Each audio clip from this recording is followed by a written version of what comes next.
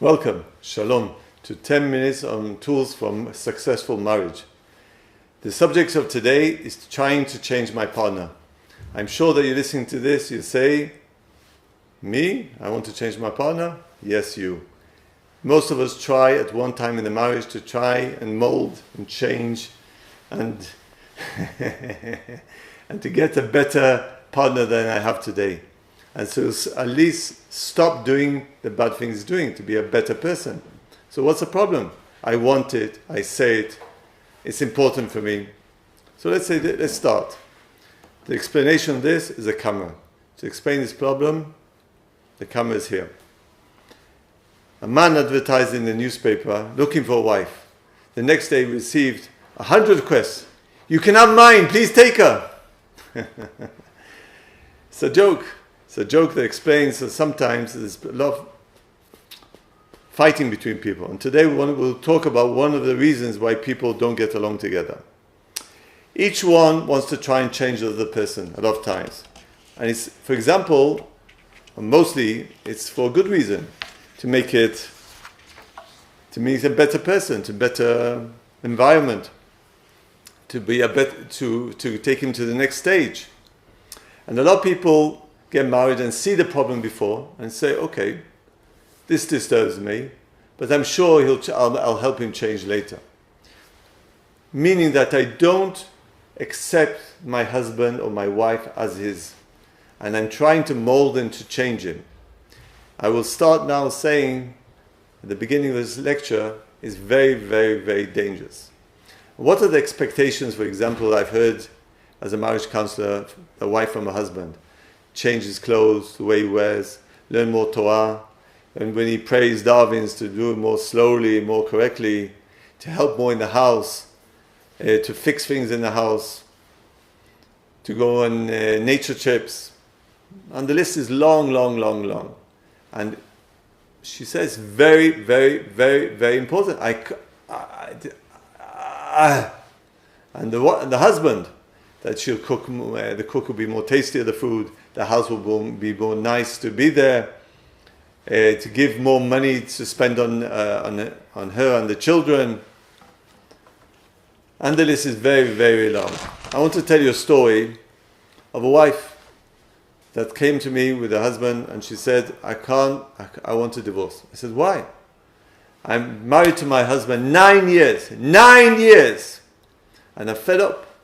I'm trying to change him all the time. It doesn't work. I said, okay, what do you want to change? Why can't he be normal like my brothers? Why can't he be normal like them? Why can't he pray like them, work like them? He hardly works, hardly prays. Why can't he be like them? Stop. So what is she doing? She has a role model and she's trying to copy the role model. And she's comparing her husband to this role model. Very, very, very, very dangerous. When we come into marriage, a lot of times we have a picture. What's a wife? What's a husband? How she act? How she talk? And where does this picture come from? Everybody has a picture. Nobody doesn't come without a picture. And as a marriage counselor, I meet that picture all the time. And I ask, where's that picture? What do they say? My father, my brother, my rabbi, role models. And I naturally compare my husband or my wife to that role model. And I say, is it close or bad? Close or near? Close or far, sorry. And this is the explanation of the camera.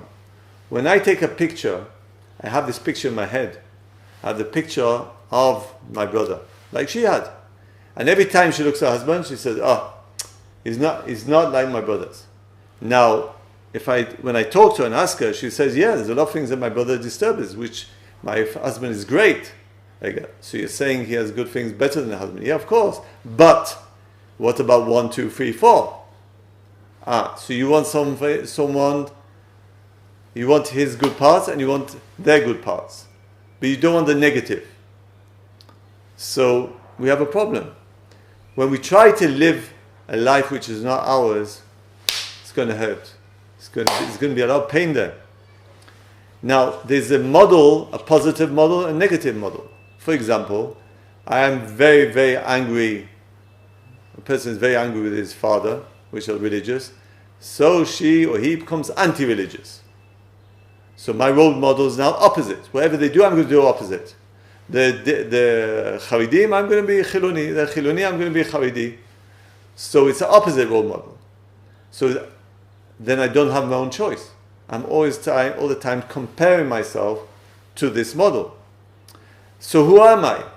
And another thing is, so we have a conscious awareness, but we have awareness of unconscious comparisons, where we do things we're not aware of. For example, let's say I met a couple. One came from a family that they're very, very tight. They hold every shekel like this. You try to open it, they won't open it. The other one, they spend it like, they have no money, they spend like this, today they're gonna go out of the world. They leave nothing in the bank. They live together. This and this. What's going to happen? So who's the fight? Between them or the parents opposite the parents? Each one has a model. And with this model they're coming and saying, this is my model. This is my model. Whoa, this is my model, you're going to fight. You're going to argue. Okay. So what do we do? Okay, we're getting to the solutions. So someone asked me, so what's the problem? I want to change him. I want the house to be better. I want the house to be more efficient. I want my wife to be more efficient. Yeah, I want instead of her making the children to put them in bed 4 hours, you're doing half an hour. What's the problem? First of all, there's a lot of problems. One problem, number one, is that when you are opposite your wife or your husband, and you're as a role of a judge, rabbi, educator, consultant, or critic, then you're opposite him. And you're not together side by side. You say, okay, why aren't you going faster? Why aren't you the house more cleaner? Why is the food not more tastier? And then I become a critic. And once I become a critic, even if my motives is positive, then what's going to happen between me and my wife? We're going to go farther away from each other. That means when you come and say you want to change her and you don't accept your wife as, she's going to say, you don't love me. You don't accept me. You don't receive me as I am. And I'm all the time in a situation where I'm not who I am. Because all the time I have to show you I'm a better person. And what does that mean? That all the time it's going to be more separate. The more I expect more, I'm going to push the marriage farther and farther, Chashalom. And another thing was happening is that I started to feel disrespect opposite my wife. Why? I expect and talk to her that the house should be more cleaner. And the house is not clean. So what I'm going to say, she doesn't respect me. She's not fulfilling a road. Why did I get married to her? Well, my expectations make a situation where I become more and more farther from each other. I'm going to tell you something very strange. I want you to listen to me to the end. I want you to believe it. I'm a marriage counselor, 21 years. As a husband, which I'm married around 20 years in this video, I have not managed to change my wife once. Serious. Okay. And I'll tell you something even stronger. I've not found a couple, a man and wife, that I managed to change them. I don't understand. So what, I can't change my wife? Totally not. No and yes. No, you can't. And yes, we can help. Well, that will be the second stage. And another default or something bad coming out of this is that even if you make success and you persuade your wife to be more efficient, she's going to turn around and say, you're trying to control me. You're bossy, have no air. You're going to lose anyway. Any way you take it around, my expectations is translated to distance. We have a big problem here. So what can we do? Connection, listen to me very carefully, it's very important. Connection is a base for change. I am willing to listen to someone who respects me and loves me. If I'm opposite someone, I will not listen to him.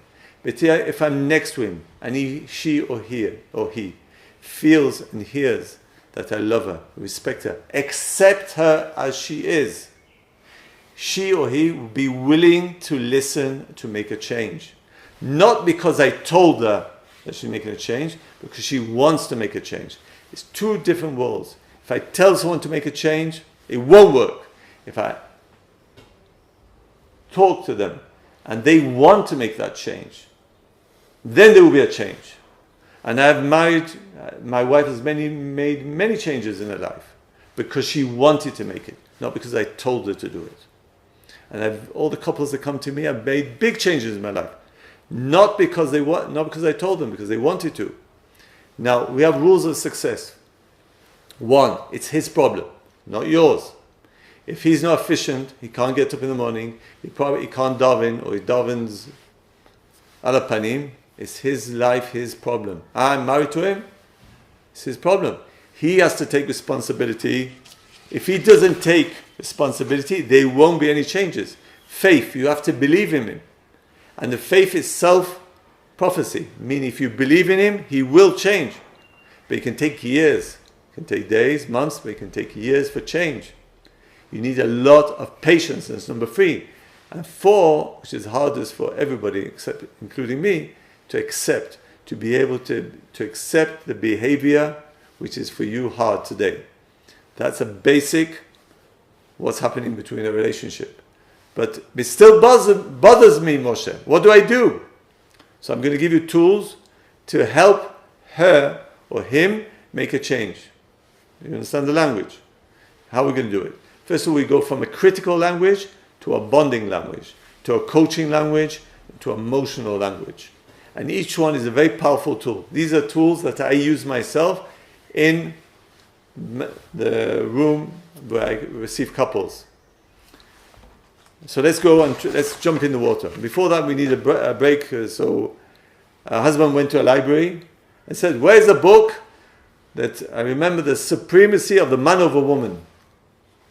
So the librarian looked at him and said, go to science fiction and see if you can find it there. Okay, tools. Bonding language. I can talk from you should do it, or we can talk what we need to do. The point of view is from together, not what you should change, what the family needs to do. What we need, what can we do together to make it happen? It's not a command instruction, it's a discussion together how a family does it. For example, the husband is falling asleep on the Shabbat and Yom Shishi at Kiddush, says Kiddush, and mine, he falls asleep. Okay, the wife can say to him, okay, it won't help. Or you can say, look, the family really needs you. What can we do together that instead of falling asleep, you give Dvei Torah and connect the family? We really need you. What can we do? So it's not you, it's us together. Coaching language, which is a very powerful tool. I'm going to do it in a few minutes, but trying to understand. Is you put the responsibility on him. So you can say, from 1 to 10, how important for you is to get up to pray in the minyan? And he'll say 10. And you can say, why is it 10? And he'll say, because I want to pray, it's important for me, and I feel bad. What can you do differently to change this, which is important for you, 10? And what I'm doing, I'm asking him to choose, to tell me, for him it's important, not for me, for him. And he's going to tell me what he's going to do to change it. It's a very, very powerful tool. And this is just an example how to do it. Emotional language, which is number 3, is by sharing pain. I want to say to you that when you are shouting at the children or hitting them, chas shalom, it makes me feel 1, 2, 3, 4, 5. Instead of, why are you shouting at the other? Why are you hitting them? Stop it! It's bad! It won't help. You have to say me, I'm in pain. Okay? And very important to explain your pain, why it disturbs you, and sometimes it solves a lot of problem. Another thing is very important is to check the reason why the person can't do it. For example, let's say the wife is very hard to make the house clean. Now it can be two reasons. She doesn't care, or she can't do it.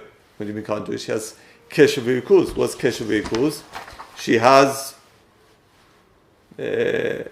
I mean, she has a big problem how to deal with the situation. So you can ask her, how much is important for you for the house to be in order? She'll say 10. Wow. How much does it bother you it's not in order? 10. How hard is it for you to succeed? She'll say 8. It's very hard for me. I can't do it. So let's talk together on what we can do. Now, if you have disagreements on that you're trying to change and you don't succeed or you don't want to succeed, this is a time to go to an experienced marriage counselor and to talk and ask. I bless you all. B'ezrat Hashem. Yesh shalom bayit, ahava, shalom v'yus, simcha. Amen, amen, amen.